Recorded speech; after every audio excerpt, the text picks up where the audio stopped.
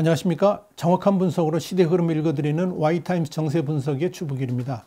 중국의 권력 서열 1위와 2위 간의 미묘한 갈등이 계속해서 벌어지고 있습니다. 특히 요즘 분위기가 완전히 시진핑 중심에 이렇게 체제로 굳혀지고 있죠. 거기다가 시진핑 찬양 일색이죠. 이런 중국의 분위기에서 리커창 총리는 정작 시진핑 주석의 가장 큰 시책인 14차 5개년 경제계획, 그러니까 2021년에서 2025년까지의 5개년 경제계획에 시비를 걸면서 중국 공산당의 현 주소를 냉정하게 평가해야 된다, 이런 쓴소리를 하고 나선 겁니다. 이것은 시진핑 주석의 방향이나 장단과는 완전히 다른 거죠. 그래서 리커창 총리의 이 발언의 숨은 의도가 무엇인지 관심을 끕니다.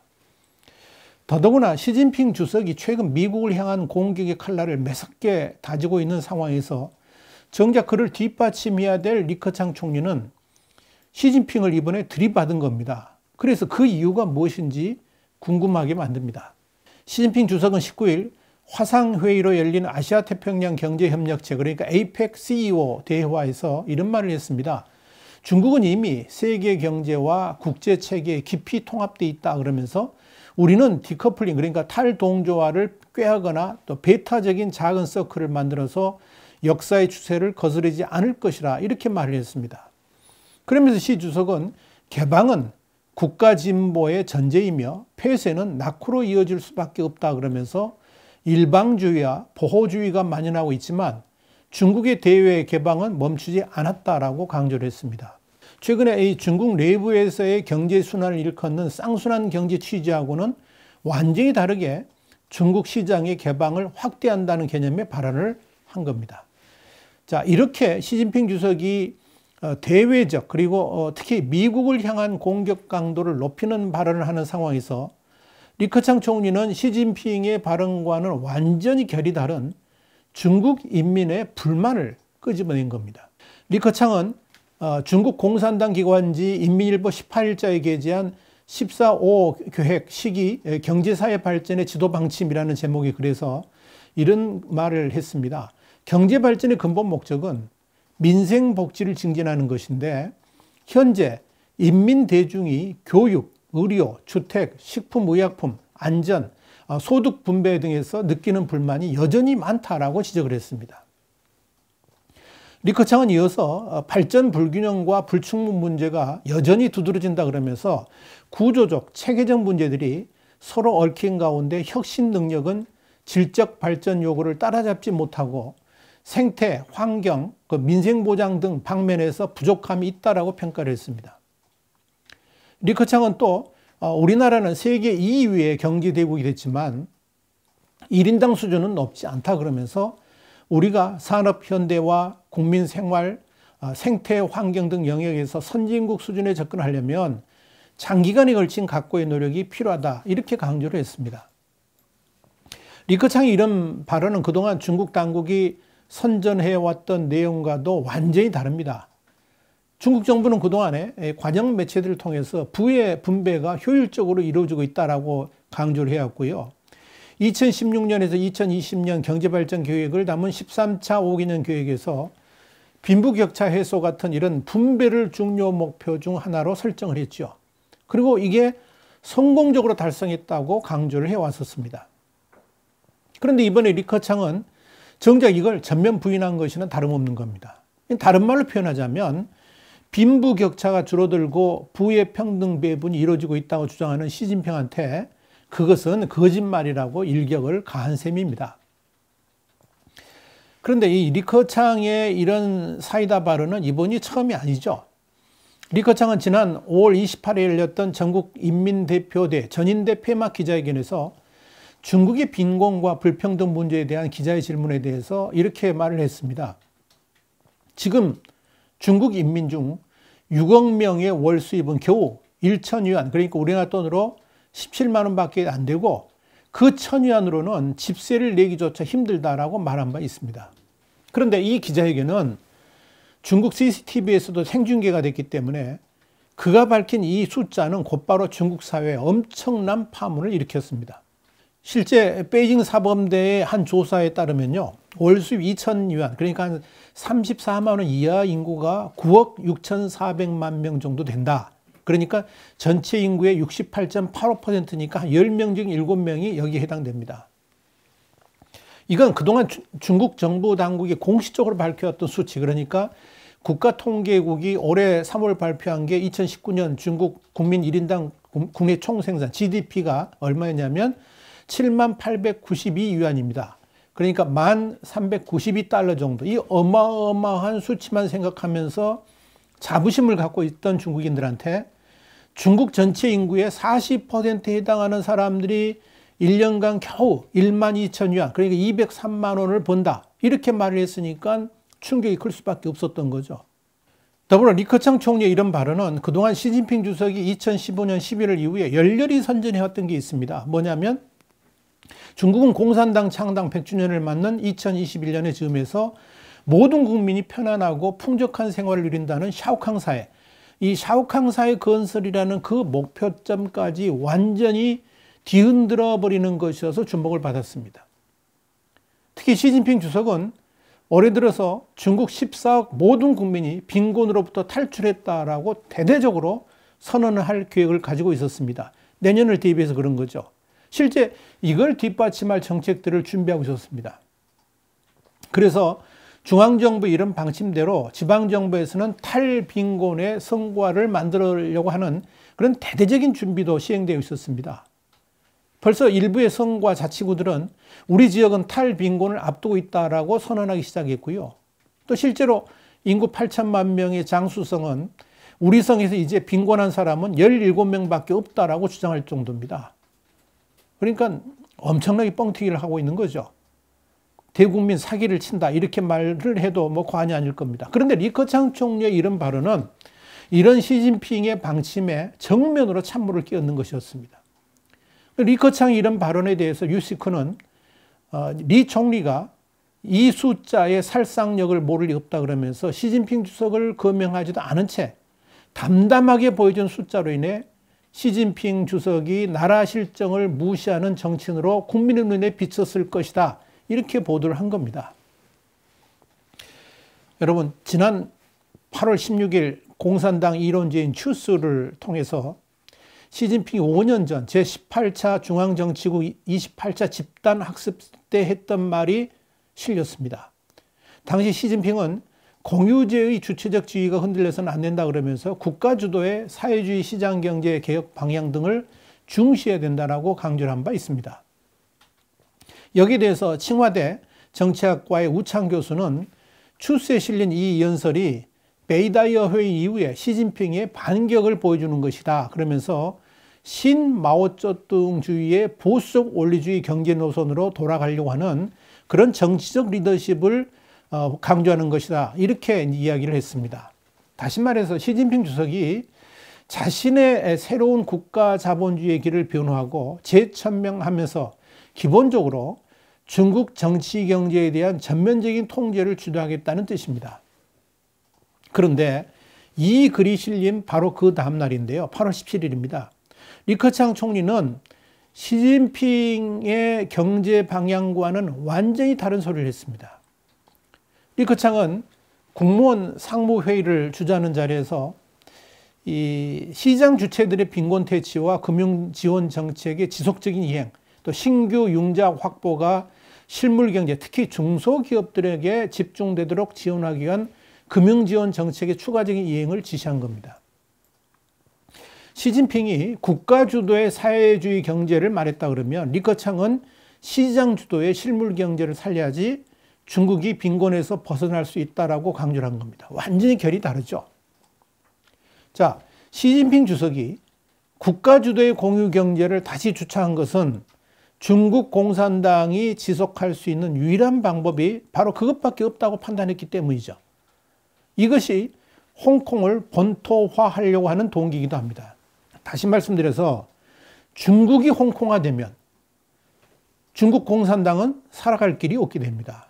중국이 홍콩화된다는 것은 중국 본토 자체가 홍콩같이 완전히 자유주의 시장 경제로 변하는 것, 그걸 말하는 거죠. 그러니까 중국 공산당이 생존하려고 그러면 마오쩌둥 사상으로 돌아가야만 된다는 것이 시진핑의 주장인 겁니다. 그런데 리커창의 생각은 달랐습니다. 중국의 긴 미래를 바라본다 그러면 중국이 차츰 홍콩화 되어 간다는 생각을 가지고 있습니다. 그것을 바로 시장 중심의 실물경제 중시정책으로 표현한 겁니다. 지난 6월에도 시진핑과 리커창의 암투는 있었죠.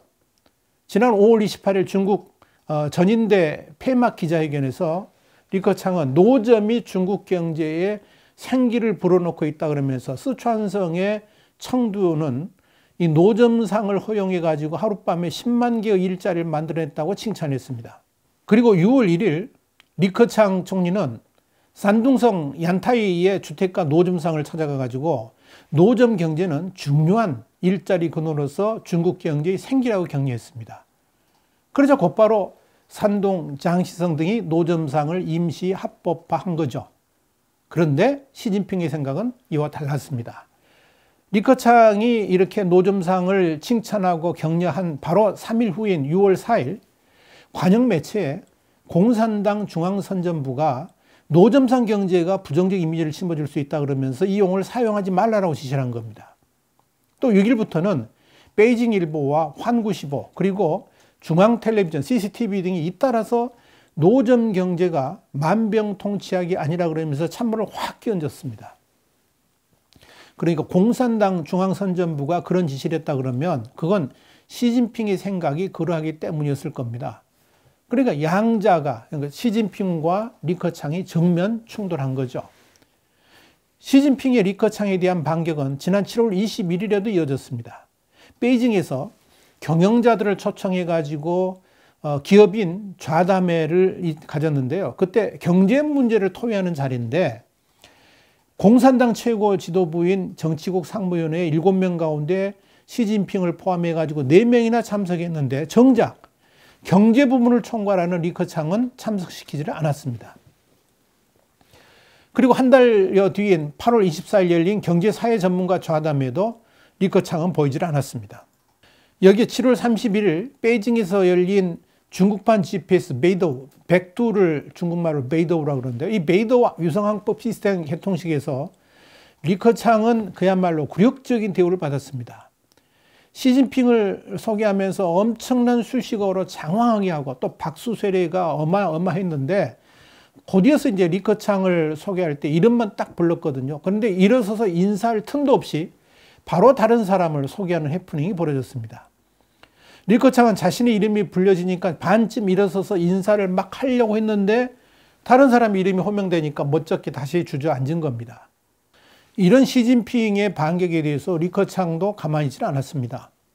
7월과 8월에 중국 내륙 지방의 엄청난 홍수 때 시진핑은 이미 홍수가 다 지나서 마무리된 8월 18일 안후이성을 찾았습니다. 지금 사진에 보이죠?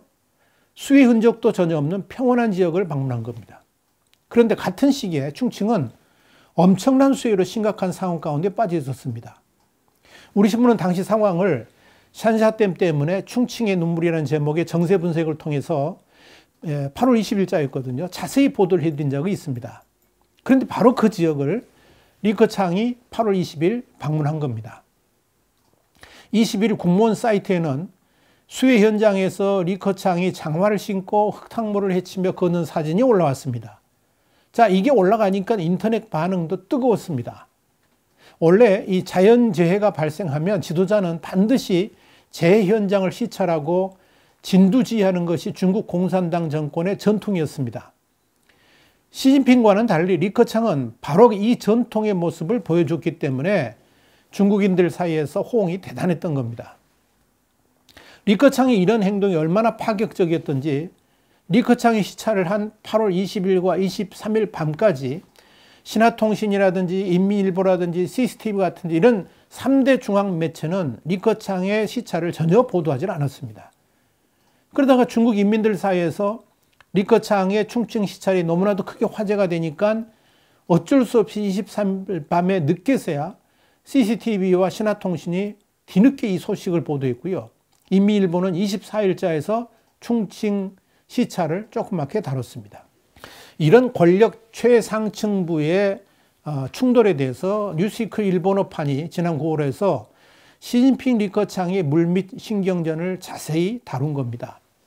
뉴시크는 올해 5월 전국 인민대표대회 때부터 8월 수해 피해지 시찰에 이르기까지 시진핑과 리커창의 치열한 암투가 펼쳐지고 있었다라고 보도를 한 겁니다. 여러분, 이 중국은 철저하게 계파 정치의 산물입니다. 그래서 그 계파들이 돌아가면서 주석직을 뽑게 됩니다. 그런데 시진핑은 그렇게 예측 가능한 정치의 계파 순환을 끊어버렸습니다. 10년 주기에 주석 교체가 아니라 장기 집권을 할 수 있도록 당 규정을 아예 바꿔버렸기 때문이죠. 이런 상황에서 리커창은 시진핑 중심의 권력 체계에 맞서기가 쉽지 않을 겁니다. 그럼에도 리커창은 나름대로의 목소리를 내면서 시진핑 정권의 독주를 견제하고 있는 것입니다. 지금은 이 장점인파인 시진핑 주석의 시대죠. 리커창은 후진타오 계열의 수장입니다. 원래대로라면 2022년 시진핑의 10년 임기가 끝나게 되면 후진타오 계열인 리커창도 대권을 바라볼 수 있었을지 모릅니다. 그런데 지금 상황으로는 그런 꿈이 달성되기는 쉽지 않아 보입니다. 그럼에도 불구하고 리커창은 겉으로는 시진핑 정권에 적극 협조하는 태도를 보이면서 나름대로의 차기 지도자를 꿈꾸고 있는 듯 합니다. 리커창은 중국 지도부가 내놓은 장기 경제발전 계획에 대해서 이런 말을 했습니다. 청사진은 이미 마련됐으니 분투에 나아가는 것이 우리의 사명이라 그러면서 시진핑 동지를 핵심으로 하는 당 중앙의 주위에서 더욱 긴밀히 단결해 중화민족의 위대한 부흥이라는 중국의 꿈을 실현하기 위해 더욱 새롭고 큰 공헌을 하자라고 말을 했습니다. 그러면서 이 숨겨진 발톱을 드러내는 것을 두려워하지 않고 있습니다. 특히 코로나19 이후에 리커창의 공개적이면서도 공세적인 발언이 연속된다는 것은 그 꿈을 버리지 않고 있다는 사실을 여실히 보여줍니다. 리커창은 우한 지역에서 코로나가 극심할 때 우한 지역으로 직접 뛰어들어가서 위기 대응을 했습니다.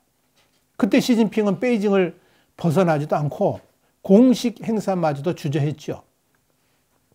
코로나 사태에 대응하는 영도소조, 그러니까 특별 임무 수행을 위한 비공식 의사결정기구를 중국에서는 영도소조라고 그러는데요. 여기에 조장도 시진핑이 아니라 리커창이 맡았습니다.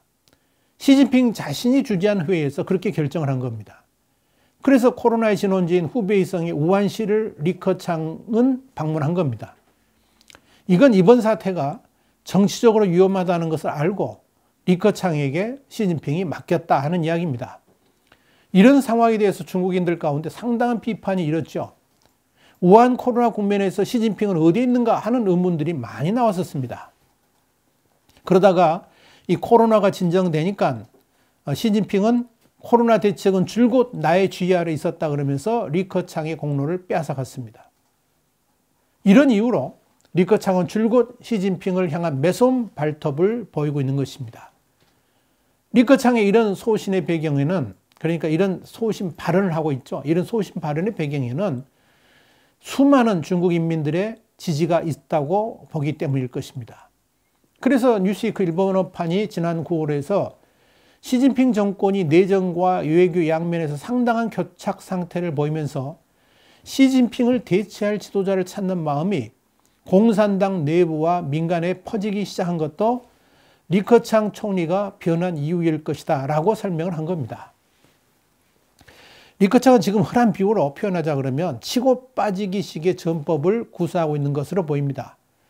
지난 11월 3일과 4일 허난성 시찰에 나선 리커창은 시진핑 신시대 중국 특색 사회주의 사상을 지침으로 삼고 시진핑 주석의 역할을 강조한 제19기 중국 공산당 중앙위원회 5차 전체 회의 정신을 관철하라 이렇게 주문을 했습니다.